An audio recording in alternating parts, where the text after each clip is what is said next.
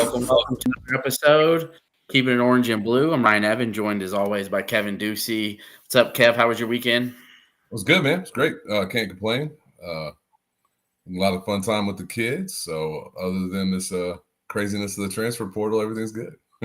Yeah, Illinois baseball took 2 or 3. We'll talk about that later. So yeah. Illinois baseball looking good, looking like they're doing what they need to do to get an at-large berth if they don't win the conference tournament. But with talking about the transfer portal, you can't talk about the transfer portal without maybe mentioning all the good things that the team's doing and Brad Underwood. And what better way to discuss that than actually having someone on from the transfer portal? Let me see here. All right, there we go. Jake Davis, transfer formerly from Mercer. Welcome to the program. Thank you, man. It's great to be here. Yeah, thanks a lot, man. I know Kev loves your hair, but I love your jump shot even better. So, dude, there's no comparison. The hair is the shit, but the jumper is where it's at. Let's be real here, okay? Thank you. So my first question. I know Kev will have a few. We'll each go, and we'll even take a couple of Illini fan questions that we get, Jake, here. So we'll keep you about 10, 12 minutes. My first question. So how did that process look for you once you hit the portal? I know Illinois was still playing in the NCAA tournament. I think they were in the Sweet 16 when you hit the portal, or even maybe the second round. I'm not sure, but I know they were playing when you hit the portal. So how did that process kind of go about and look for you? And, how did Illinois kind of fit into that mold? Yeah, so I mean, the first day that I really entered the portal, my phone got blown up like right away, instantly, with a whole bunch of schools, mostly like lower schools, mid-major schools like that. I think Illinois, they reached out the second day. I know they reached out to a couple like my coaches that I knew and guys from like high school and stuff like that, and they reached out to me a couple hours after that. And we grew that relationship pretty quickly and fast and everything like that. And, very happy with where it's gone, obviously. So was Illinois on your radar before they were reaching out? I mean, it was something like in the back of your mind. I mean, you're originally from Indianapolis, correct? Yeah. Yep. Yeah. So was that, I mean, obviously there's some proximity there, but was Illinois in your mind there? Like, it wasn't something at first that I was like, oh, I really hope like Illinois reaches out, or like I didn't hear anything about them before. But like once they reached out, like I was ecstatic, you know what I mean, and super happy and blessed to talk to them in the first place.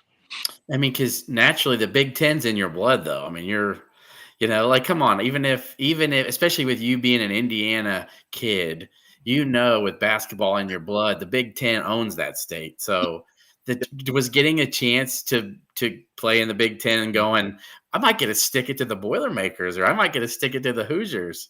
Yeah. There we go. Was that part of any of your thought process?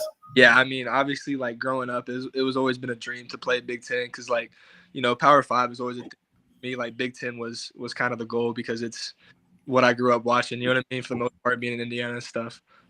So yeah, like when they reached out, like I said, I was ecstatic, and the whole Big Ten atmosphere and vibe about it was super cool. Yeah, I mean, in my opinion, it should be where the Big Ten tournament's held every year. I think Indianapolis does it better than anybody else. And with that being said, did you grow up? Did you grow up a Hoosier or a Boilermaker? Like, where were your allegiances growing up? Yeah, I wouldn't say I was like a diehard, but I would root for them for the most part. Okay. Yeah, no, I've changed now for sure. So. Well, what about like your folks? What about your mom and dad? Like, did they have any allegiances there? Nothing really. Okay. The Ball State. My dad went to a couple different places, but they're not really diehards either way. So, can your dad hoop? He's just tall, but So word on the street is you and Dre Gibbs Lawhorn know each other and have played with each other. What's your thoughts of Dre and where's your excitement level to team up with him again? Yeah, I'm super pumped to play with Dre again. Like, we played AAU together and played against each other a lot growing up, but he's super good and like at scoring the ball, you know what I'm saying? Like, he's a great offensive player, great dude, like super fun to be around, play with. So I'm super excited we get to kind of reconnect and play. So and give him I'm going to give him the assist. He helped hook this up. So I appreciate Dre and him hooking me up with you and you being so cool to come on here. And so that's awesome that you guys get to reconnect. Thoughts so far on your additions of you're going to be your soon-to-be teammates? What are you liking what they're doing so far as you see your team be reconstructed? Because honestly, Jake, you had two guys, you and two guys left from last year's team, and you see them kind of, adding pieces as you have committed, Yeah, no, I think the guys that they're talking to and bringing in and got to commit and everything, like they're super like high level dudes, and like I feel like something else that's cool about it is like a lot of the guys that have been bringing in are younger. You know what I mean? Like sophomores, juniors. So those guys can be here for a couple years, and we can kind of try to build on it and grow and make it not just a 1 year thing, and keep building the culture and process and all that stuff. Yeah, absolutely. I think that Brad did a heck of a job, and obviously with the transfers he brought in last year, but those transfers, a lot of those guys were just 1 year additions, and I got a team in Elite Eight, a Big Ten tournament championship, which is great. But I think now we're going to look at guys who've got a few more years of eligibility and some sustainability, and obviously that's where you fit in. I think if any of our fans haven't had the opportunity to watch you, I think one of the things you do exceptionally well is shoot off the curl, right? The 3-point coming off the curl. Obviously, with your outside stroke, you averaged almost 10 points a game at Mercer last year. That's a strength. What is Jake in your mind? Like, what do you need to get better at? Like, because that's not going to go away, right? Your strengths are strength. Like, what do you need to get better at to be a major contributor in the Big Ten this year? Yeah, I think for me, something that I really need to get better at is on the defensive end, mainly like on ball. I feel like gap and like help side, all that stuff. Like I feel like I'm super smart and that sort of play really good, like help defense. But definitely like one-on-one, like lateral quickness, stuff like that, which I think all come in the weight room, which but yeah, I would say for me personally, I think defense is kind of where I need to improve. Well, you're going to work with one of the best strength and conditioning coaches in the country, period. I mean, I imagine you've already probably talked to Fletch. You excited about that opportunity? Yeah, for sure. It's first thing I'm getting to when I get there. Yep. Right on. So would you say necessarily we know about your shooting prowess and stuff, but are you thinking you can play 2-3 different positions, guard 2-3 different positions? Is that something that the staff looked at for you as something that they really enjoyed and wanted maybe to see you as in the future? Yeah, I believe so. I mean, I think offensively, like I think I can range from three or so different positions in certain circumstances. And defensively, like I said, like I feel like I have the ability to guard most positions. But like I said, get better at it, and hopefully that'll be one of my strengths soon. So I'll tell you this from watching your tape, like you've got a level of patience when you get in and around the rim that I think is really beyond. You don't see a lot of freshmen play that way.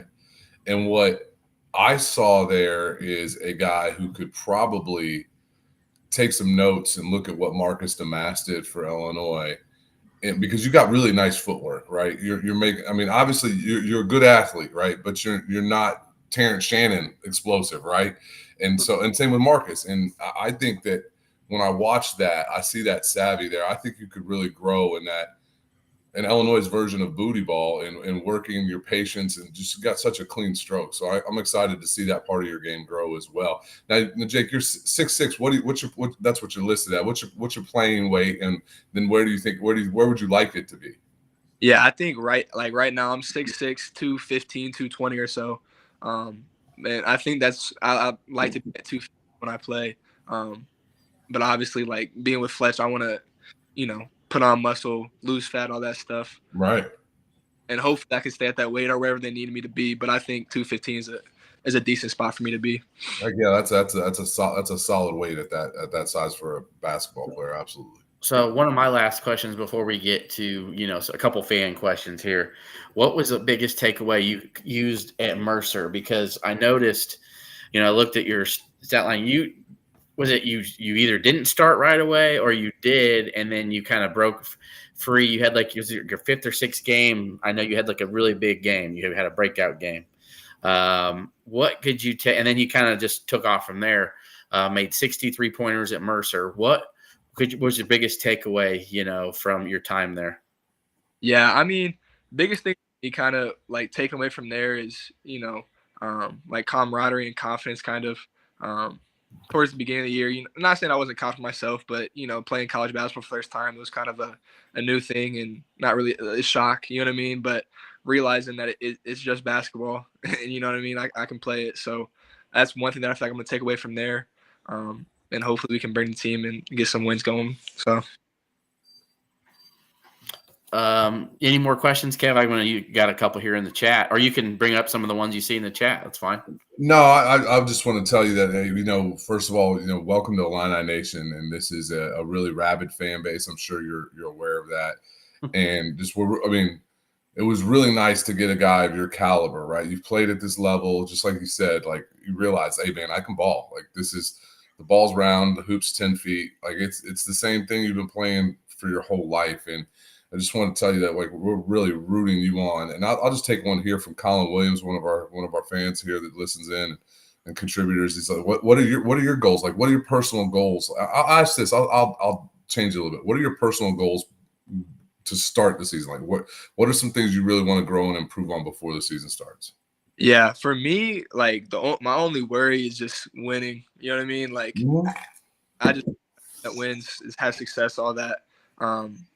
But when it comes to personal goals, I don't really care if I go out there and score 20, 10 points, 20, 25, 30 points a game, whatever, all that. You know what I mean? But something I think I want to focus on when I get there is, like I said before, changing my body, getting in the weight room, getting better in that sort of circumstance. And then, like I said, just winning is biggest concern. Oh, yeah. A couple from Maurice here, because he's a big fan who watches a lot. What number or do you believe are you going to wear at Illinois? I'm not sure yet. I've kind of worn 15 all through high school and this last year. So, I mean, if I can get 15, I'll take 15. But like again, I don't care. All right. So two questions in one from David 25 and Jay Bagan, who Jay Bagan's another guy that watches a lot. What were you looking for in the program going through the process, and really what stood out to Illinois, and along with what did your visit look like? Have you got to see the campus and do all that stuff yet? Or obviously, like, it's Illinois. It's not like it's a little school. Like, obviously, I've looked everything up, seen everything. Okay. I kind of jumped on the opportunity because, obviously it's a big thing for me. Super excited to be here. But I'm coming over to campus next weekend, moving in for May to start. But yeah, no, I haven't been to campus yet. Okay. You have a roommate picked out already? I don't know yet. I got to talk to the coaches. I'm going to be honest with you. Amani Hansberry was Dre Gibbs Lawhorn's roommate, and he's gone. Yeah, and he's gone now. So, but last question that I've got from a fan perspective. So we'll let. What's an underrated part of your game that the film doesn't show? Okay, and if it has anything to do with defense and taking charges, we got a story for you. Yeah, I mean, that's obviously one thing. Like, I'm not afraid to put my body on the line. But I think something that I bring that's, under the radar is kind of just like IQ and hustle in a sense. Like, you know what I mean? Like I said earlier, like, I just want to win. So if I don't,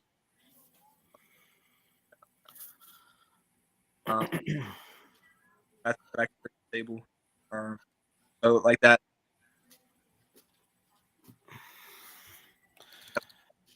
Together. Overall, like, it's I bring to the table. All right. You were breaking up just a little bit there. I'm trying to work with this volume, but really quickly, the last thing here, and we do appreciate your time here, Jake, is this man holds the Indiana state record for charges taken in high school basketball history. I think was it single season, Jake, or is it just overall? It was overall, all 4 years, yeah. Think about that. All the dudes who have played Indiana high school basketball, the dude above me right here has taken the most charges in the history of Indiana basketball. You know what I love, because that affirms two things that Jake said there. And one is basketball IQ. You don't take a lot of charges without understanding where the player is going to be. And number two, it's a level of toughness. And that's something that will play very well with Brad Underwood, as I'm sure you're aware. So we're really excited to have you on board, my friend. Thank you. 100%. Like that. If that's not an everyday guy, I don't know Right. what is. I mean, what is like everyday guy? You bring it every day. You're taking charge. You're getting scrapes, bruises. You'll hit threes. You don't care if you score 5 or 25. So thanks for coming on, Jake. We're excited for you to be joining the Illini Nation and moving to Champaign, and we look forward to trying to talk. We'll talk to you again at some point. It might be next time this year after a great season, but we'll talk to you again. Hey, Awesome. Having you. and Jake, I'll say this too, man. Congratulations, my man. Like, I'm trying to put myself in your shoes. You have a really good college, high school career. You get an opportunity to play for a school like Mercer, good school, and now you're at a Power 5 program, top 20 winningest program in the history of college basketball. That's pretty awesome, man. Kudos to you and your family. Congratulations, my friend. Thank you, guys. That's right. 2-hour drive from home too. That's right. All right. Peace out. Thank you, sir. Thank you, guys. You have a good one. You too, man.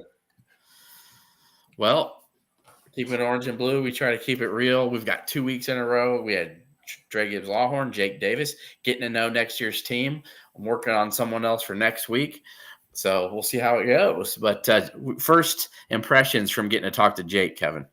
When he started talking about winning and he didn't care about personal stats, obviously I enjoy that. And some guys say it, and then you follow it up with a guy who set an Indiana record for charges. That's a selfless basketball player there. One of the things, like, he has an extremely quick trigger for his size. Like, he comes off the curl and the ball can go up really quickly. And I think he is going to be a really solid addition to this team. And I don't think he's a guy that we're coming in and expect to be a 15-point scorer, but I think he can be a really highly effective player for this team. And not a knock against Luke, but he's got a little bit faster release and a little bit better of ability to just come off the curl and fire. And it's a great replacement for Luke. Obviously, really is. Yeah. Obviously, when we got Jake, we didn't realize that we were going to lose Luke, and I hate losing Luke. I'll say that over and over again. But I think I'm excited. When he talks about basketball IQ, that's a really big thing. That's a really big thing for a guy who is not, he's not Terrence Shannon athletic, but he's also not athletic. You go watch the film, you can see he's got some athleticism to him. But if the basketball IQ is really showing, if he's really cut in and bought in, he's gonna move. He move quickly and adjust to the things that are thrown at him. Sorry, Maurice got me caught off saying I look like a Kevin ain't got no other kids anywhere, so stop. No, maybe one in Panama I don't know about, but hey, Yeah. Hey, when in Rome. No, but the best hair in the conference, true. And I will say, Jay Began, I might see if he wants to cut us a Keepin' Orange and Blue promo, stroke hitting about 3 threes, probably no look, right? With the hair flowing. Yeah, we might get that going. But yeah, so I think he's a guy who's going to be a role player this coming year, who's maybe 10 minutes a game, possibly something like that, who can come in and hit some big threes, play some 3 and D. Yeah. Get some loose balls, draw some fouls, create some contact. He's going to be like a Lucas Johnson kind of type. That's what I'm thinking. Yeah, well, probably more offensively skilled Luke Johnson would be great. Yeah, you need one of those guys. So I love it. Glad we could get him on. And thanks again, everybody, for tuning in. And if you've retweeted this, great. If you have subscribed on our YouTube channel, please do it. I'm working that on the Discord hard. And Kev, I know you pop in, but let me tell you guys, everybody watching this week, if you've been on that Discord, you are in the know. Let me tell you. You know what's coming. You know what the staff's been doing, and you're not behind anything. So you catch up from week to week. So we hope you guys have enjoyed that Discord there. And so with that said, the next thing, Kev, I don't know if you noticed this or not. Kev's a busy man. Guys has a couple children, married, flying, traveling the world, usually for work. Now I'm going to think are you at your in-laws? Are you at your in-laws right now? No, I'm at my house, man. I can't recognize the background. I couldn't put, for some reason it's telling me I got to do some computer update.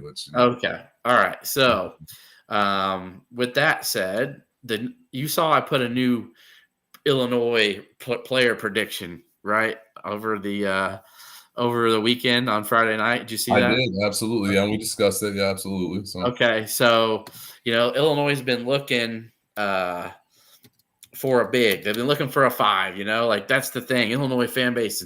If you've been in a chat room, if you've been on a Discord, if you've been on a loyalty, if you've been on any pay site, paywall forum, people are flipping out because Illinois is not landing anybody, right? Illinois is not getting anybody. We're behind the 8 ball.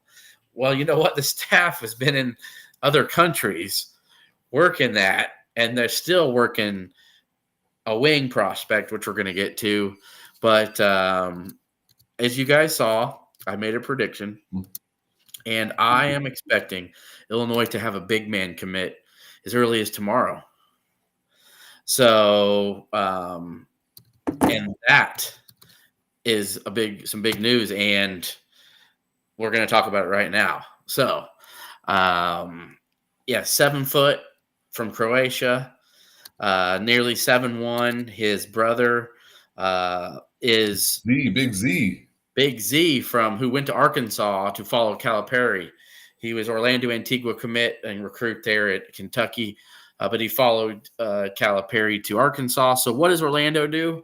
I'm going to go get your brother who is going to be a hell of a college player, and I'm going to bring him. And his name is Tomislav Ivisic, okay? So what can that guy do well? Well, he can shoot the 3. He can shoot the 3. He's 7'1", 250 pounds. He's mobile. He's athletic. He also has great hands. That's a big thing. Yeah. Great hands. He catches everything is the word. And you watch his clips too. He doesn't drop stuff. He's a good finisher around the rim. He's left-handed. Not the athlete his brother is. That's why, he's a good athlete. He's not a great athlete. Yeah. His brother is a great athlete. His brother's a guy that's heads at the top of the box. Yeah, it's a little bit like Robin and Brooke Lopez, right? Yeah. Robin was a really good player, but Brooke was just a little bit better. Big Z's like that. So or Mark and Pau Gasol. Yeah, that's another good one. Yeah. Because Pau was just a little bit better at everything, but Mark was still so good at a lot of things that made him such a quality player. So Tomislav Ivisic is what I'm told. I'm expecting a commitment from him this week. I was just told as early as tomorrow. So I put my crystal ball in Friday when I got word that it was pretty much done. And no Twitter to post or tag, so I'm not really ruining his commitment on that because, I couldn't even see him. I didn't find him on X. So you'll get word of it sometime this week. I'm excited about it. If you guys watch his clips, he's a guy that can play and split time with Merez Johnson this year, and those guys can work in tandem together. And that's so you got a 7'1", 250-pound lefty who catches everything, who can shoot the 3, and then Merez Johnson's going to come in, who's 6'9.5", 240, who can shoot 3s, who's a better athlete, who can run like a gazelle and never get tired, and rebound and make 10 to 12 footers. I'm excited about what the 5 spot can be next year. Absolutely, and I think you can play them together a little bit too. If you ever get a game where you got a team with a big 5 and a big 4, because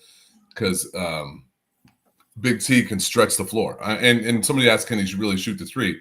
Yeah, I mean, he shot almost 30% in the league that he played in. So it's not like it's a guy that you're going to have to cover. You can't just leave him out there, Yeah. Yeah, 30%'s not sexy, but it's not bad either. I mean, to my perspective would be if he's going to take 6 or 7, he's going to hit a couple of them. So, and if he's taking 3, he's going to hit 1. Mm-hmm. So you got to guard him, however you want to do it. And so I like the addition. I think Antigua's doing what we need to do. And hey, Illinois fan, Merez at one point in time in the high school season was shooting 40% from 3. I mean, this is one of those things, I don't think that you need either one of those guys to be 40% from 3. You need the fear factor of a guy who can make 1 of 4. Merez can shoot. Excuse me. I'm like, what? Yeah. And Merez is pretty decent from the free throw line as well. So it's a really big addition. He's not a guy that I'm expecting to be our leading scorer. He's not a guy that I would expect to play 30 minutes a game. I think he's probably in that 22 18 to 22 minutes a game. He's going to be a rim protector. He's been playing against grown men this past year. He's going to add a level of physicality and toughness and rebounding to this team that we really need from that 5 spot. And it makes Illinois really pretty big. Like, I mean, you got him and Merez, and you got Booth. I mean, there's some decent size there. So, oh yeah, wait. No, so and listen, and that's the thing. Illinois man said, I didn't realize the Illinois fan said I didn't realize he could shoot. He struggled at the back half of the year from 3, but he shot an AAU last summer from 3 pretty well, and he shot the beginning of the high school season pretty well from 3. He wasn't taking a lot, but there is the threat that he can take it and still to keep the defense honest. That's the problem that we had with Dane and Ty when they're in the game. They were just completely unguarded at the 3, anything outside of 10 feet.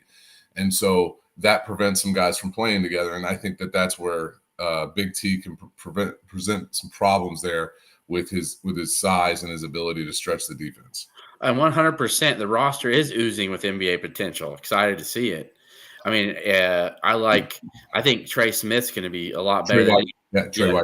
Trey White, my bad. Trey White's going to be – I've seen too many people tagging me Smith in my inbox, but Trey White is going to be a very good addition. I think he's a lot better than people are giving him credit for. I think if you're on the all-freshman big Pac-12 team your first year, I think you had a pretty good first year. And just because you happen to go play for a really bad team that nobody really thought was going to be that miserable, because they did lose – a couple key pieces before that season even started. Yeah. They had a 5-star, lottery pick kid that chose to just leave.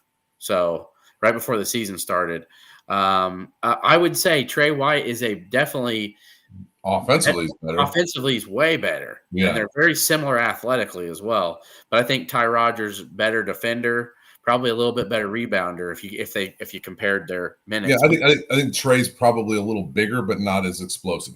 Like Trey's got some thickness, so it'll be interesting. So, yep. So, with that said, who's the wing guy that Illinois has been putting tons of focus on right now? But I want to make this clear too. Eagle, yes, yes. And I want to put this with what's this called, a asterisk or a big star next to it. How you would. For people who think that the staff is just literally just eyeballing this guy and they're just forgetting all the other wings. That's not what's going on. Okay. So Antigua, Underwood, at least, I believe Alexander were in Spain for about 5 or 6 days. I think Brad's been back for a day or two. Antigua, I believe, was still gone until yesterday at least.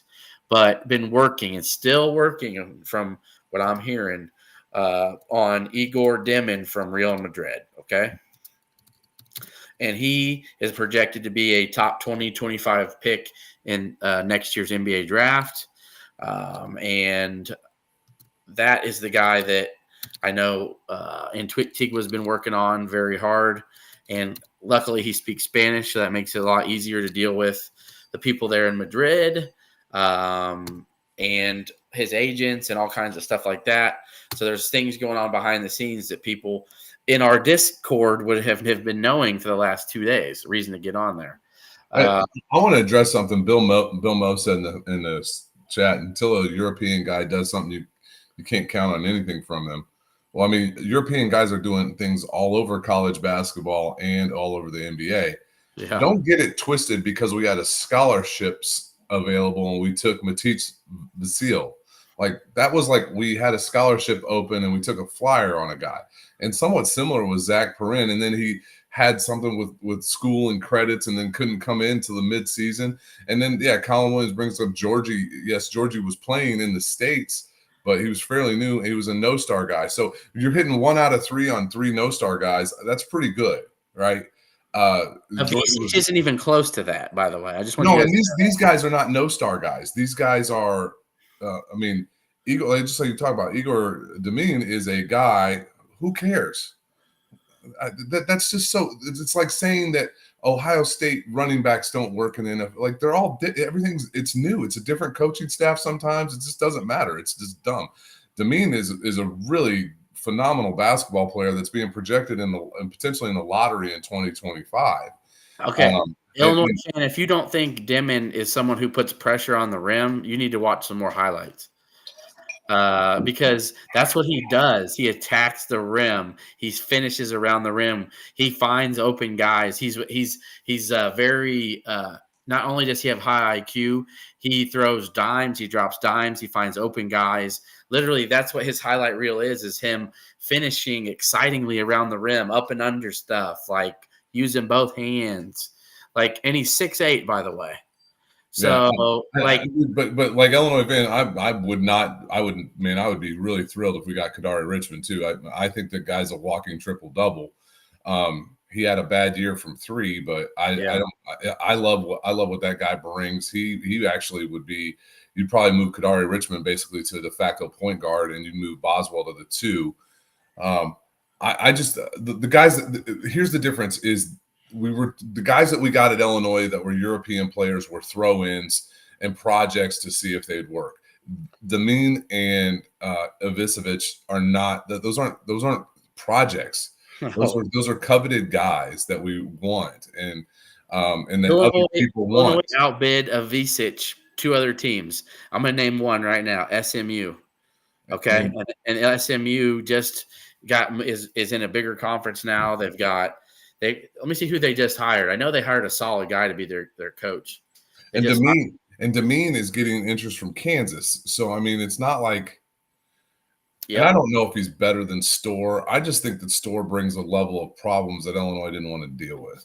Storr's not on the. I don't know where he is on the 2025 NBA draft board yet, but we know Demon is on a lot of them. That's right. Andy Einfeld. Yeah, Andy Einfeld went from USC to SMU.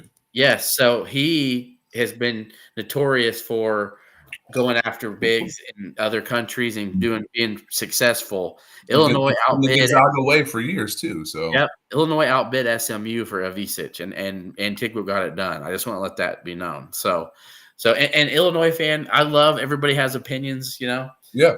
But if you're not sure about it, but don't come on the chat and just tell us, oh, this is what it is. You're wrong. Prove me wrong. Demon is more than just a skinny playmaker. That's just kind of like, yeah. So besides Demon not shooting the 3 great, kind of like how Kadari Richmond didn't last year, he's just 4 years older than Demon. Yes, I would think there's Demon right now, in my opinion, is 1A. Richmond is 1B. You know, so they want to try to get the deal done with Demon, and here's why. So there's a specific asking price that no other team is going. Kansas didn't do. They got Storr, and they're like, well, we're not spending any more than this. And Illinois has met the demands, and they want him very badly. So from everything that I've been told, and I worked and got some juice from Madrid with people overseas. They basically said, like, it's Illinois or he's going back to Real Madrid for 1 more year, and then he'll be in the NBA. Contract buyout situation. Yeah, it's kind of like a contract buyout, but also he's got 2 agents, okay? And this was in the Discord. I posted it. It's still there if you want to look. I'll post the link there. 2 agents. One wants him to come to the NCAA. The other wants him to stay in Madrid, okay? So it's all about – it's kind of politics. It's kind of about finessing this other agent, like – you know, and showing them why it would be okay. And eventually it's all about Igor. Does he want to come to the United States and get acclimated to American ball before he goes to the NBA? Or does he want to just stay and play his final year there in Spain? Yeah, and if you look at his stats in 2020, I mean, what I'm able to find, but in 2022, 2023, playing in these semi-pro teams in Madrid, Real Madrid, he was 18 of 43 from 3, which is about 42%. Now he's 5 of 22 in the season the stats that I'm able to look up. But if you watch some of the highlights, he has a really pure stroke. I mean, the guy can play, and there's a reason why people want him. So, you know, you're gonna try to figure out to go get him. And like I said, I think he is a guy who can be an immediate bucket getter for this team. And then somebody, Millie 2x74, what's our chances with Demin or Richmond? I think our chances are much better with Demin, Igor, than they are with Richmond. Everything I hear from Richmond is St. John's, but then again, he's looking somewhere else. I forgot where Richmond was going to go take a visit. One of the southern schools, I thought. So And then let's just say this week it falls through with them, and Illinois still Oklahoma. Yeah. And then Illinois still has this money. I'm just telling you, they got money to spend on a wing. Yeah. So that's really what matters in this portal. It's somewhat about fit, but it's also how much can you pay me? Okay. Yeah. So I don't believe for 1 second Richmond's going to go, I've really always wanted to be a Sooner, Oh, wait, Illinois is offering how much more? Yeah. Maybe. Yeah, I think it'll fit. Okay. Yeah. Wooga Poplar was a guy that Illinois sniffed around a bit, but I haven't heard from anybody that I trust that he's coming for a visit or that's anything super, super serious, Kevin, unless you've heard something different. No, I mean, it's some of the channels and some of the information that was coming in hot and heavy 2 weeks ago is really pretty much dried up. I mean, if it wasn't for your direct connection to the staff, I don't know that we would know what we know. Yeah. So, and then I know somebody was asking about Ugana Onyen. So, obviously, Big T would be the guy we'd prefer in that regard. Onyanso really clogs the lane from an offensive standpoint, as he really has no game outside of 5 feet.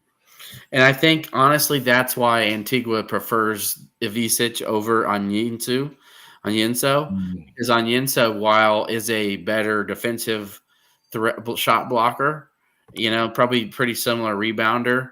I've heard Ivisic is a solid rebounder. Like, he's a good one. Yeah. Like a good enough one to say he's going to do the job. Like, he can get it done. So, because I was told Onyenso was going to visit. And there's also a reason that people all of a sudden put those crystal balls for Alabama, because Illinois was like, hey, we're going to go get this. We're going to go get Tomislav Ivisic. I think we can get it done.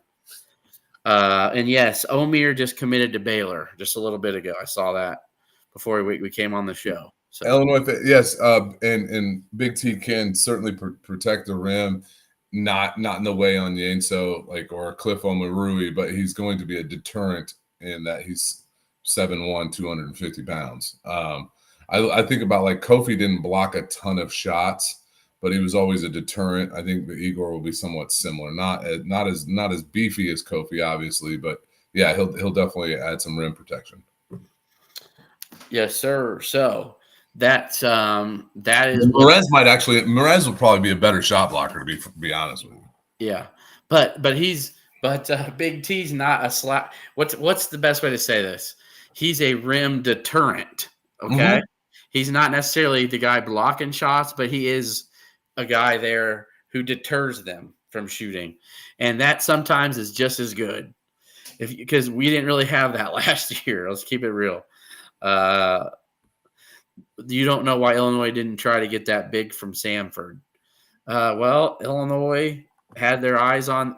Here's the thing: there's a stereotype because Illinois had a couple Europeans that either didn't really show up or didn't get a chance to show up, and then they didn't work out.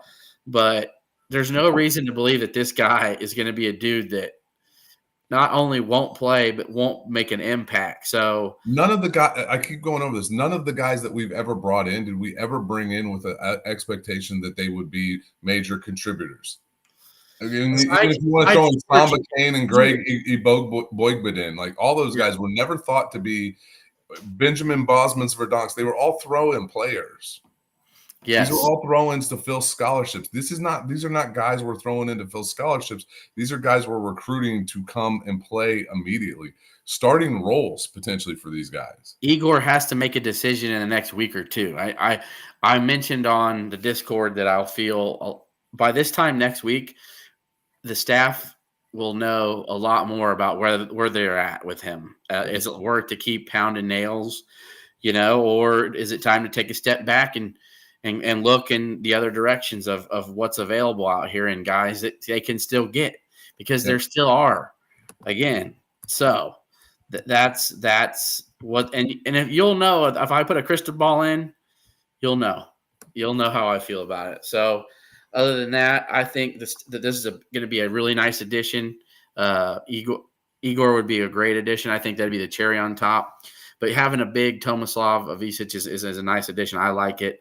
Staff really likes it. So I still think that leaves 2 more spots. Let's say after the wing, let's say they get Igor.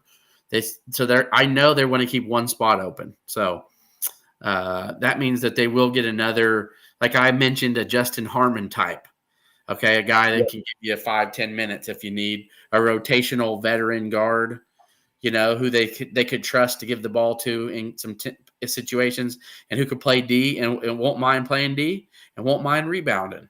Yeah. So you'll see something like that being added too in the month of May. And I think Illinois probably has some contingency plans that they're working if Igor doesn't work out. And one guy that I really like, and I'm not really sure where he's at in the process, but his name's been thrown around a little bit, is Sion James, transfer from Tulane. 6'6", 220-pound wing, shot 38% from 3 last year, averaged 14 points, 5 rebounds, almost 3 assists, a steal and a half per game. Like he's a legit player. And that's another. There's guys like that there's out there that people just think. There's absolutely. There's nobody out there after this. We're losing all the guys. It's like it's not true. Yep. It's just not true. And I think DGL was already being Harmon last year.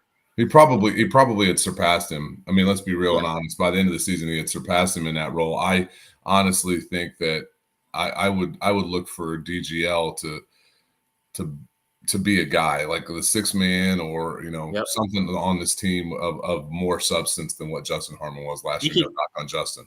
He could easily be what Curbelo was his sophomore year or his freshman year, right? 6th man of the year. Yeah, yep. I could easily see that. So. And Ted Broker, you make a great point. Orlando Antigua helps change the level of international player that we can bring in, and that's true. If you think about it, Kofi Coburn was an international player. He's from Jamaica. Yeah. Just because they ended up playing at Christ the King in New York doesn't change the fact that he's from Jamaica. Georgie Bashanishvili from Jordan. Mm-hmm. He played at the Patrick School in New Jersey. Doesn't change the fact he's from Georgia. Yes, from Georgia. Yeah. Doesn't change that. So, Sion James has 3 crystal balls for Duke. That's fine. Nice. But still, what's that Lanier guy from North Florida, Kev? Yep. Is it Kerry Lanier? Yeah, Zachary Lanier from North Florida, dude, just a machine, an absolute scoring machine. 19 points a game last year. Yeah, there'd be a guy. There's still a couple guys out there like that if they put together a nice enough team and Hawk doesn't like the draft situation, you think he comes back? No. I'm going to be honest. And that's okay. Anybody can disagree. Chaz Lanier, Sean knows it all, man. Sean's just I don't believe Coleman's coming back. I just don't. I think. Why do you think he's been on social media so much trying to make sure Illinois fans understand he's trying to stay in the draft? He keeps doing it. Like, he didn't have to come out there and, like, pat our heads and our cheeks, wipe our tears, but he keeps doing it. He doesn't need to. But why? Because he wants people to know just because he put his name in the transfer portal doesn't mean he wants to transfer or plans to transfer. He's wanting people to know in case it doesn't work out with the NBA draft and Illinois has continued to fill up their roster, then why would he come back to that? Think about it. He's not, because his goal is to play in the NBA next year. Illinois' goal isn't to keep a spot open for a guy on June 1st just in case, because if he doesn't, then what? Then you're burned and you look like an idiot. So they're doing what they need to do. And I know this. When the season ended, there was a spot for Coleman. 3 weeks ago, there was a spot for Coleman. 2 weeks ago, there was a spot for Coleman. But as the process continues on, Brad Underwood and their staff have to do their jobs and make sure that they have a competent and competitive roster and not say, well, we're really good, but only if we had that one piece if Coleman comes back. But if he doesn't, we're going to have a glaring hole there. No. Okay, that's why they got Hummerkaus. All right? Hummerkaus can play the 4 and play the 5 and be a dude. I think Hummerkaus, Kevin, can be an all Big Ten player next year. I do too. I think he can play in the NBA. I think he can be our version of Duncan Robinson, to be honest with you. And so there's other guys. There's Jameer Watkins, who's been rumored. He's from Florida State. There's just still a ton of dudes left in this portal. Jalen Wells from Washington Oh State. my goodness. Yeah. Hey, Jalen Wells is a baller. I would be thrilled if Jalen Wells came to Illinois.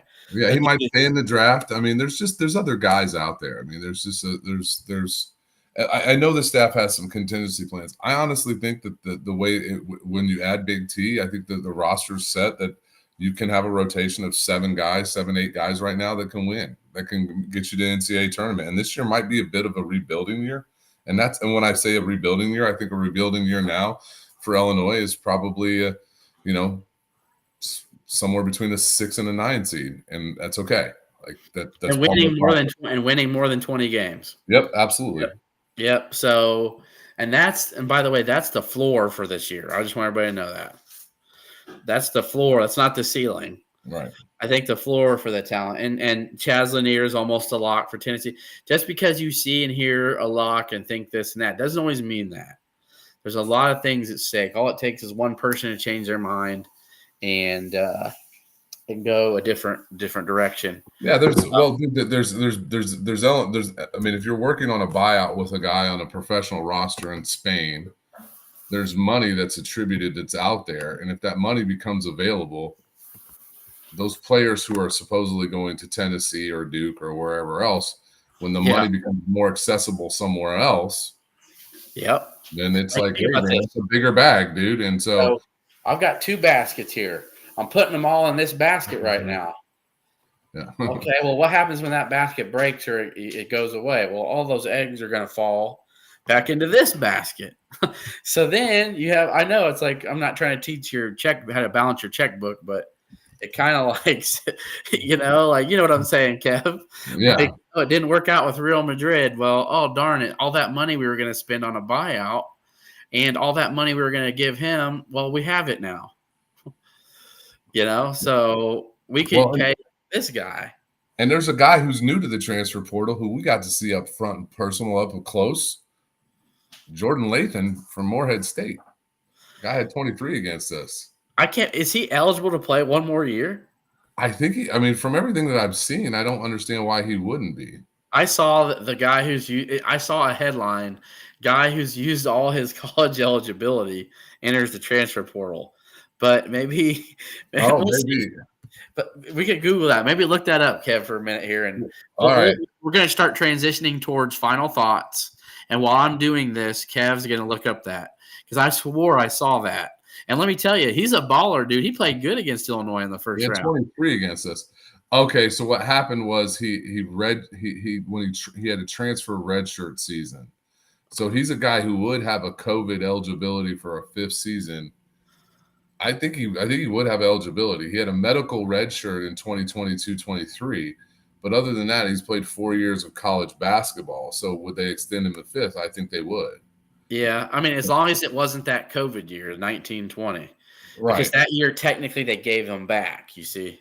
Right. And so, he finished his 4th year, but I would think he would have another year.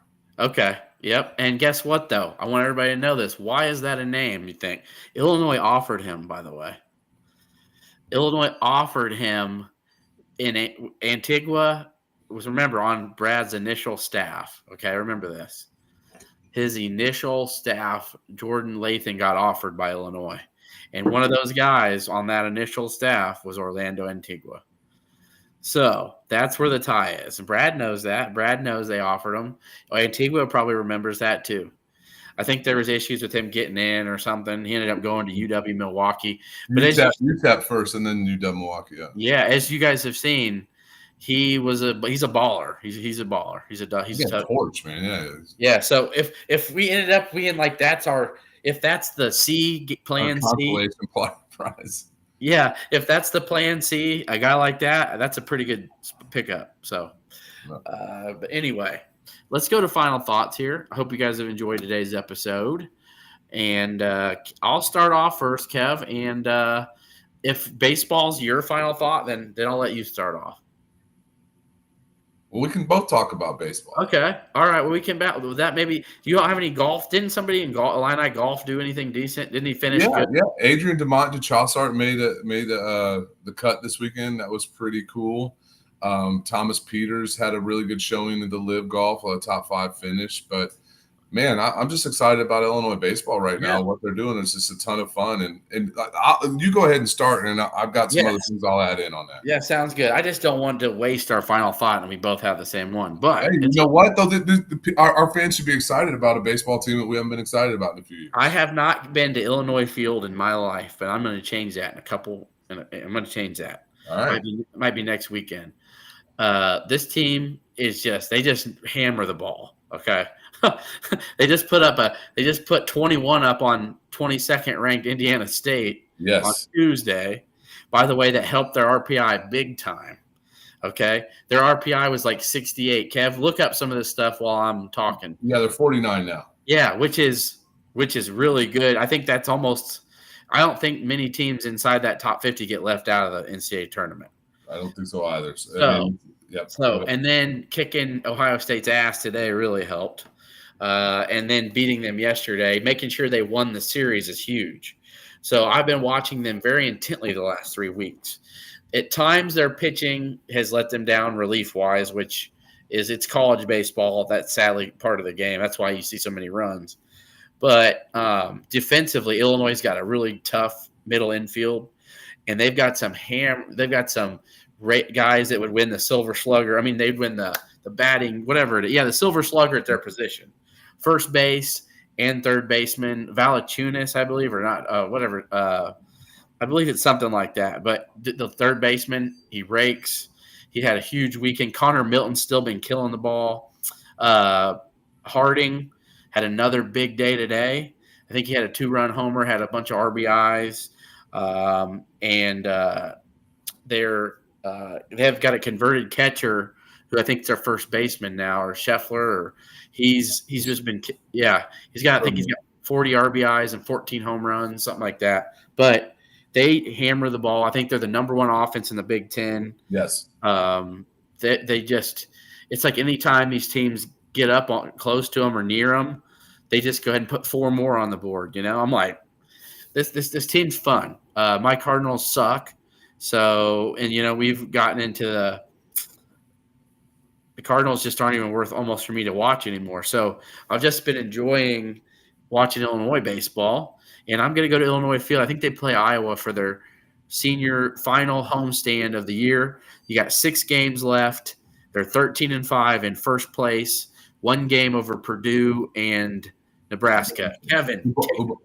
Yeah, so Purdue and Nebraska both lost today, so that was pretty huge. Purdue lost to Indiana. Nebraska lost to Minnesota, which gave Illinois a 1-game lead. Illinois, and so there's really 5 teams in this fight. Iowa and Indiana are included in this as well. And so Illinois got some tough ones in front of us in that we play Iowa and Purdue to finish the season.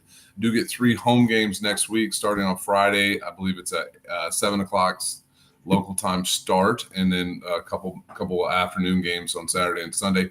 Get out and go see this team if you can. And then if you can't possibly make it next weekend, drive over to West Lafayette for the season finale against Purdue. No midweek games this week. The team is performing really well. Like you said, Ryan, we got 4 guys, I think, with 40 RBIs or more. Schroeder, Mormon, Valachunas, and Drake Westcott. I mean, guys with home runs. I mean, we've got 3 guys with 10 home runs, a couple guys with 9, a guy with 8. Connor Milton, who hadn't hit a home run in his college career, has 7. He's pulling a Casey Washington on us. And I think one of the really fascinating things is I was going to talk about Connor Milton is he's a senior. I think he might be a 5th-year senior. Howard Milton's kid. Anybody who's ever been around the program had an opportunity to talk to Howard. He's a great guy. And Connor's just really come out of nowhere. I shouldn't say nowhere. He's always a talented kid. But Cam Chi-Aloy started the season off for Illinois, batting leadoff and playing center field and playing really well. Freshman out of Canada, really highly drafted, recruited kid. And frankly, Connor Milton has taken his spot because he's playing so well. It just adds some depth here. This team will need some pitching, but one thing that they're going to do is they're going to bop and they're going to hit. And like we've got like 4 of the top 10 guys in the conference in home runs. And so you're looking for some fun, you can go out there. If you like to have a cold beverage, they got the beer bats at the game. Just saying, and we're playing Iowa. Fuck Iowa. Sorry, I hate them. Always going to hate them. It'd be a great opportunity to root this team on. They could go out and if they catch 2 out of 3 against Iowa and Purdue, I think they probably win the conference. Nebraska, to give you guys just a heads up what's going on here. I've got it. I wrote it out here earlier tonight. I got to go look. And who does Purdue play too? Let's think about that. Yeah. So Purdue has Michigan before us. Michigan's not bad. Michigan is 10-7 in conference. They play them in Ann Arbor. I don't know where. Sorry. Okay. All right, and then who? And let's see who does Nebraska have? Nebraska has Indiana, who's now tied for second with Purdue as well, and Nebraska, and they've got Michigan State, who's in 7th at 9-8 in conference. So no easy really matchups for any of those teams. Yeah. Really. And then Iowa's got Nebraska and Michigan. Indiana has Nebraska and Michigan. Iowa only has us left. So they play us next weekend, and then they finish the season against FIU. One of those weird like scheduling course. They played all their Big Ten games. So there's really 5 teams coming down for that number 1 seed, and then the Big Ten tournament will be played in Omaha the following weekend. I think if Illinois can win 4 of their final 6 games, though, I think they're going to make the NCAA tournament. That's what I'm worrying about. And let me correct myself. They're 58th in RPI, so they still need to finish well. But they're playing teams like Purdue, who's 69. Iowa's 102, so Iowa's not got a great RPI, but they got a good conference record. Yeah, so if Illinois wins 4 out of 6, that's going to keep them around there. Maybe they might drop in the mid-50s. But winning the Big Ten regular season is going to be a nice feather in your cap, too, for the NCAA tournament. I'm just saying.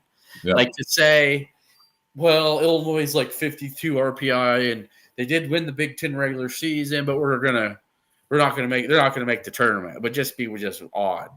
So Illinois has a chance to take care of business. If they can sweep Iowa, that'd be huge. If you can sweep Iowa and go to Purdue and knowing like, hey, you really need to win one of these to give yourself a great chance to win the Big Ten, but you win 2 out of 3 in West Lafayette, you're pretty much assuring yourself a Big Ten title. Yep. I project that the Big Ten will probably be probably broadcasting some of those games. It'll be interesting. And then to bounce back, I know it's final thoughts. I don't think Illinois has much of a chance for JT Toppin. Just my thoughts. So. Yep, that was a big name there. It's nice for us to like kind of narrow it down to 5 or 6 guys though. For the big man we know is coming. Keep your eyes peeled. Watch for those other crystal balls from the gurus. Where are they coming from? Just remember, they must know something, right? So watch for those, and then be on the lookout for a commit here this week. And so if you don't subscribe to our YouTube channel, please do at 200 Columns, keeping it orange and blue. That's what the name of the title is, but it's at 200 Columns on YouTube. Subscribe, rate, review on Spotify or Apple Podcasts. Please, we appreciate that. And retweet this if you have not retweeted already. And you see down at the bottom here, at Illini Deuce. Give that man a follow if you have not. And if you somehow have not followed me at 200 Columns Rye, well, I'd appreciate it. So with that said, big week ahead for Daddy Brad. Swami out. As Kev said, I and I.